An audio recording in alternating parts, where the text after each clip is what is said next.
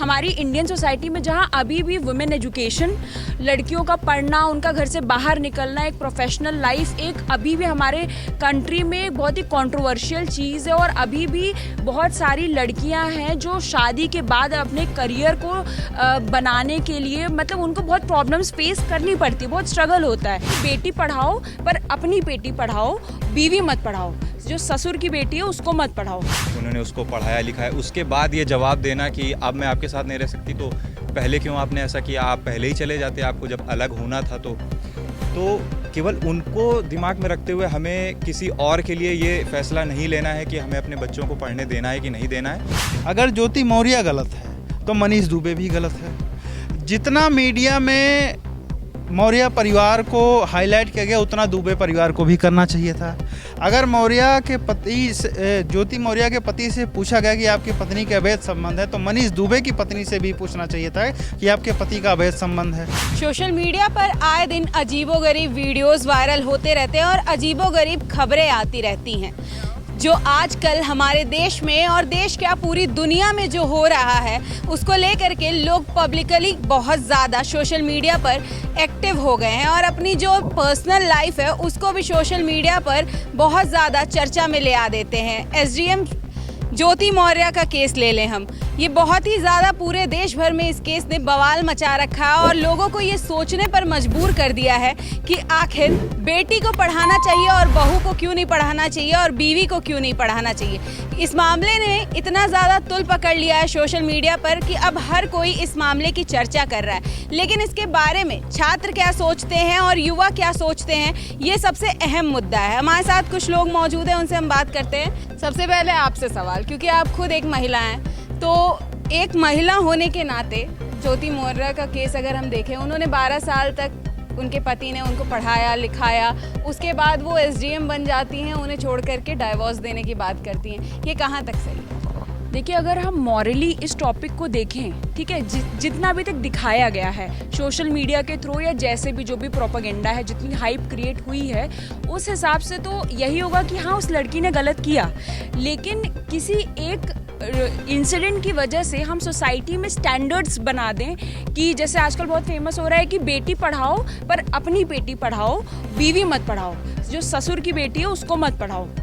तो ये जो सोसाइटी में स्टैंडर्ड्स क्रिएट बनाए जा रहे हैं वो भी हमारी इंडियन सोसाइटी में जहाँ अभी भी वुमेन एजुकेशन, लड़कियों का पढ़ना, उनका घर से बाहर निकलना, एक प्रोफेशनल लाइफ एक अभी भी हमारे कंट्री में बहुत ही कंट्रोवर्शियल चीज़ है। और अभी भी बहुत सारी लड़कियां हैं जो शादी के बाद अपने करियर को बनाने के लिए मतलब उनको बहुत प्रॉब्लम्स फेस करनी पड़ती है, बहुत स्ट्रगल होता है। वैसे में एक ऐसा इंसिडेंट आना जो शायद 100 में एक होता है, उसको इतना हाइप क्रिएट कर देना और सोसाइटी में एक गलत मैसेज इससे जाता है, डेफिनेटली जाता है। पहली चीज़ तो ये कि ये किसी की पर्सनल लाइफ है, किसी का पर्सनल डिसीजन है। मैं ये नहीं कहूँगी कि वो लड़की ने किया तो गलत है और किसी लड़के ने किया होता तो मतलब लड़की ने किया तो सही और लड़का करे तो गलत है। ये कोई फेमिनिज्म वाली बात नहीं है और मैं कोई फेमिनिज्म वाला कार्ड नहीं खेल रही हूँ।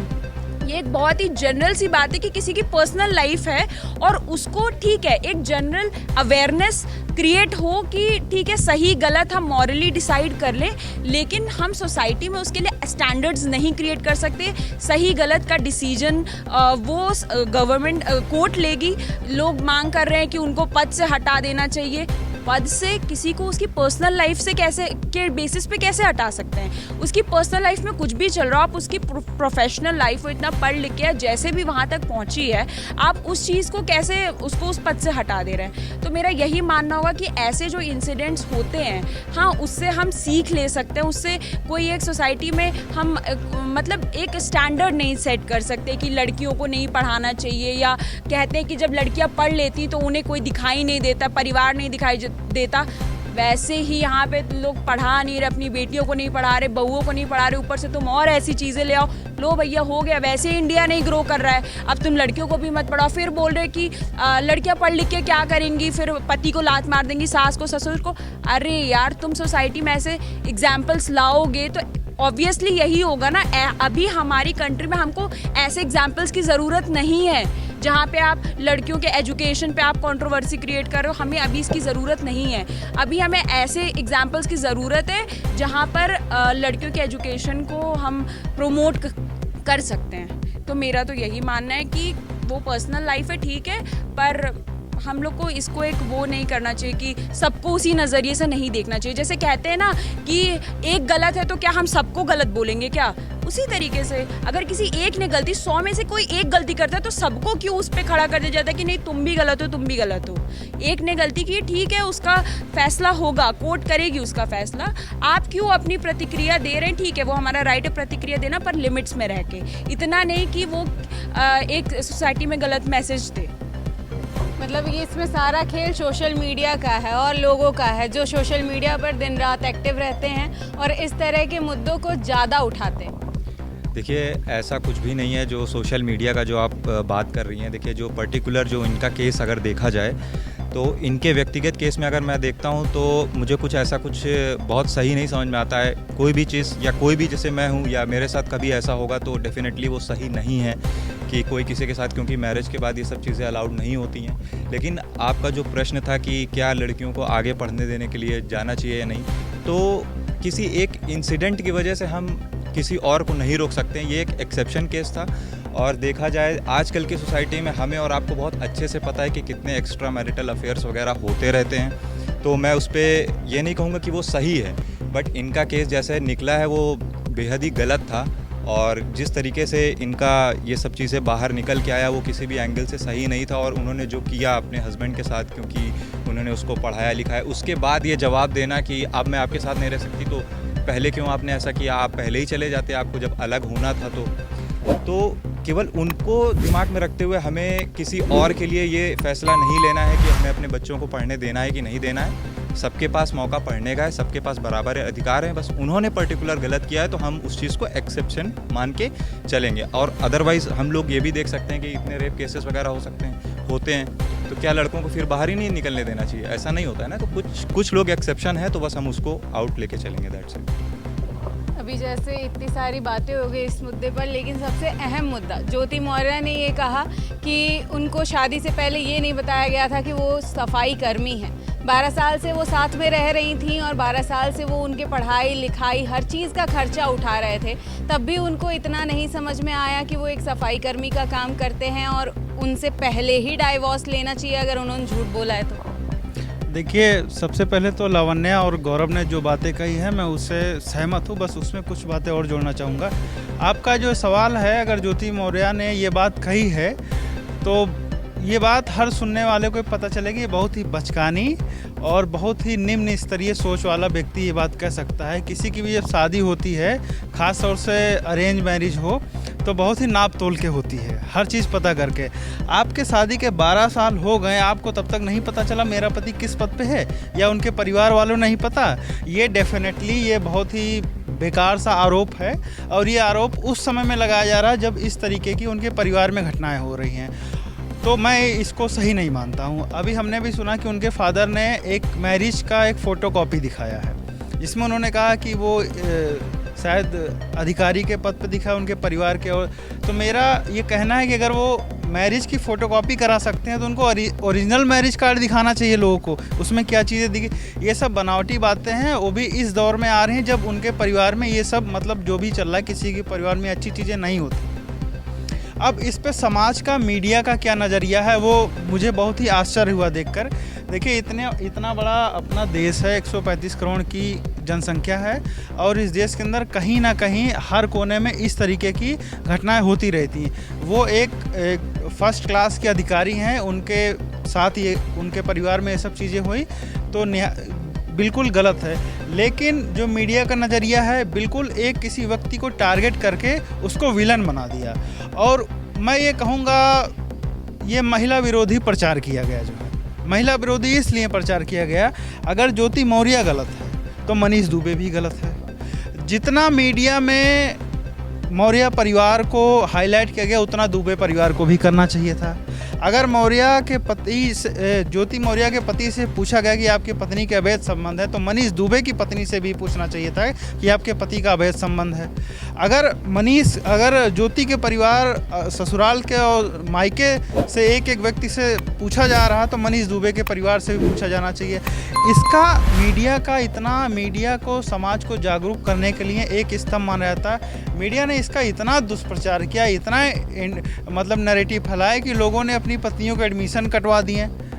लोगों को ये भर में आ गया कि मेरी पत्नी जो है अगर ये किसी पद पे चली गई तो मुझे फिर समाज में अगर कोई अपवाद है, गलत है, तो उसको गलत दिखाना चाहिए। एक व्यक्ति की वजह से समाज पे हजारों लाखों लोगों पर इम्पैक्ट नहीं पड़ना चाहिए। मेरा ये कहने का मतलब है। इस पे मीडिया को इस मुद्दे को इतना ज़्यादा हाईलाइट नहीं करना चाहिए। अगर हाईलाइट भी किया तो उन्हें हर पॉइंट्स को लेकर के दिखाना चाहिए। हाँ बिल्कुल, हर तरफ से दिखाना चाहिए।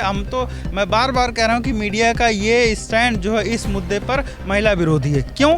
क्योंकि उसकी वजह से महिलाओं के एजुकेशन पर, महिलाओं की इनकम पर और महिलाओं की देश के अंदर भागीदारी पे नकारात्मक इफ़ेक्ट पड़ रहा है। तमाम कोचिंग संस्थानों में 100-150 एडमिशन जो है, जो शादीशुदा औरतें जो पढ़ रही थी उनके नाम कटे हैं। इलाहाबाद में, दिल्ली में, पटना में, सभी जगह जो है। तो ये गलत इम्पैक्ट पड़ा है। ये घटनाएं हो गई, ठीक है, उनका मैरिज कंसर्ट नहीं चल रहा, डाइवोर्स हो गए, बात खत्म। क्या ज़रूरत है? बहुत मैरिटोरियल अफेयर चलते रहते हैं। अब मोदी जी पत्नी को छोड़कर देश चला रहे हैं, क्या उनको लोग कहेंगे कि ये गलत बात है? कहें उनको? सरकार अब अगर इतने सारे पतियों ने नाम कटवा दिया है अपनी पत्नियों का और उनको घर बिठा दिया है इस डर की वजह से, तो सरकार को इस पर किस तरह से सोचना? ये बताइए, मैं कह रहा हूँ कि क्या ये इस बात की कोई गारंटी लेता है कि जो पत्नी नौकरी में आ गई वही मैरिटोरियल अफेयर करेगी? क्या बिना नौकरी में आए हुए मैरिटोरियल अफेयर के कोई एग्जाम्पल नहीं है देश के अंदर आज? हमें बताए कोई। अगर ऐसे एग्जाम्पल ना हो तो मैं कहूँगा भाई तुम खुशी खुशी अपनी पत्नी का नाम कटा लो। जिसको जिसके साथ जाना होगा, छोड़ना होगा, दुनिया की कोई ताकत रोक नहीं पाएगी। चाहे वो आप SDM हो, DM हो या कोई भी वो हो। जो ऐसे बहुत से गांव देहात में एग्जाम्पल, लेकिन अब क्या मतलब है उस पर बात करने का? चलिए ठीक है, तो ये मुद्दा थोड़ा सा फ़नी भी है और मेरे ख्याल से मुझे भी ऐसा लगता है।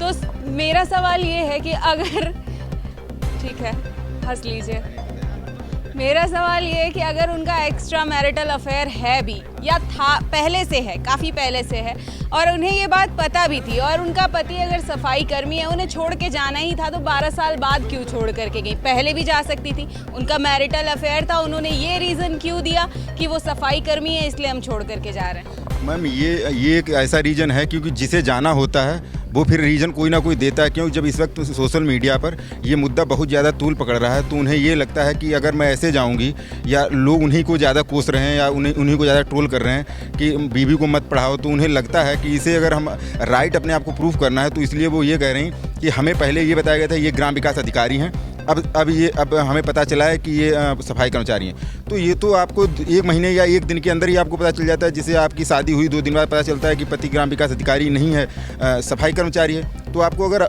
डिवोर्स ही करना था या यही करना तो 2 दिन बाद या 4 दिन बाद, 1 साल बाद ले सकती थी। क्योंकि जब बच्चे हो जाते हैं उसके बाद आपको जो पढ़ाई करनी होती है, उसके बाद फिर आप जब जॉब में आ जाते हैं, उसके बाद अगर आप ऐसे हरकतें करते हैं तो ये वाकई में बहुत गलत हरकतें हैं। और एक तो बात ये होती है कि आप डिवोर्स लेना चाहती हैं, ये आपका पर्सनल मुद्दा है, आपको संवैधानिक अधिकार मिले हुए हैं, आप डिवोर्स ले सकती हैं। लेकिन एक चीज़ होती है, इसका समाज पे क्या असर पड़ता है कि आप कभी आप संवैधानिक चीज़ें भी हमें समाज पे बुरा असर डालती हैं।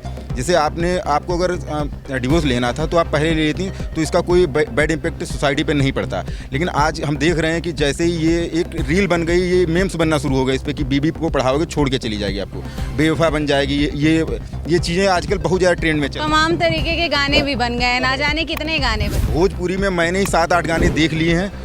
नहीं, सीरियस मैं बता रहा हूँ कि उस पर इतने गंदे कमेंट्स आ रहे हैं। आप सोच के देखिए कि खान सर इतना प्रतिष्ठित संस्थान है, वहाँ से 93 लोग अपनी वाइफ्स को ले जा चुके हैं। अब इससे ये होता है कि जो हस्बैंड वाइफ हैं उनके जो अपने एक दूसरे के ऊपर ट्रस्ट था, ये टूटता जा रहा है। केवल एक मुद्दे के चक्कर में सोसाइटी में इतनी ज़्यादा अविश्वास का मामला फैलता जा रहा है कि ये आदमी जिसकी वाइफ कोई दूसरी जॉब करे, जैसे अगर किसी की वाइफ टीचर भी है तब भी वो अपनी आदमी कुछ नहीं कर पा रहा है, तो वो उसे वाइफ को देखता है कि ऐसा नहीं देखता कहीं इसका ऐसा तो नहीं, इसका भी एक्स्ट्रा मेटेरियल ये अफेयर वगैरह हो। तो इसीलिए इन लोगों को कायदे में तो नहीं लेना चाहिए। अगर लेना चाहिए था फिर तो 2-4 साल पहले ले लेते हैं, जब तक आप जॉब में नहीं आए थे, क्योंकि ये अब मामला बहुत ज़्यादा तूल पकड़ रहा है। और हालांकि मनीष दुबे को भी दिखाया जाना चाहिए सोशल मीडिया पे, क्योंकि मनीष दुबे का मैंने एक भी रील नहीं देखी। हालांकि वो भी शादीशुदा हैं, उनके भी बच्चे हैं, उनका एक भी रील मैंने नहीं देखा है। उनके ऊपर भी गाने बनने चाहिए कि पति अगर ऐसा है तो पति को भी नहीं पढ़ाना चाहिए, क्यों मैंने ऐसे 20 से उदाहरण देखे हैं मेरी तरफ हैं कि वाइफ पढ़ी लिखी आई और पति नहीं कुछ कर रहा था, तो वाइफ ने अपने पैसों से तैयारी करवाई, वाइफ हस्बैंड भी जॉब में आया। तो ऐसा तो फिर दोनों के लिए होना चाहिए, उनकी भी रीलें वायरल होनी चाहिए। मैं सोच रहा हूँ दोनों के लिए सेम ही होना चाहिए। अगर इनके लिए कुछ गलत हो रहा है तो उनके लिए भी होना चाहिए।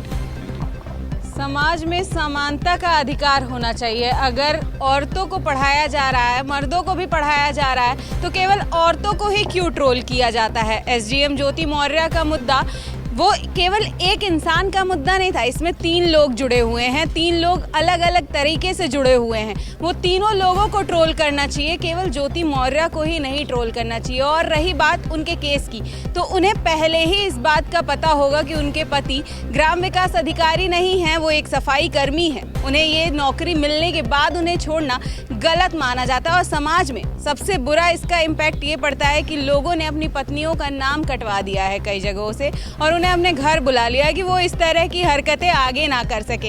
ये कितना सही है और कितना गलत, ये आप हमें कमेंट बॉक्स में बता सकते हैं। लेकिन इस मुद्दे को समाज में और मीडिया ने गलत तरीके से दिखाया, ऐसा लोगों का मानना है। उन्हें केवल औरत को ही टारगेट करके नहीं दिखाना चाहिए और ऐसा नहीं करना चाहिए लोगों को, इससे समाज पर एक बुरा इम्पैक्ट पड़ता है। कैमरा पर्सन रमन के साथ मैं Sonali Singh, news time media, Lucknow.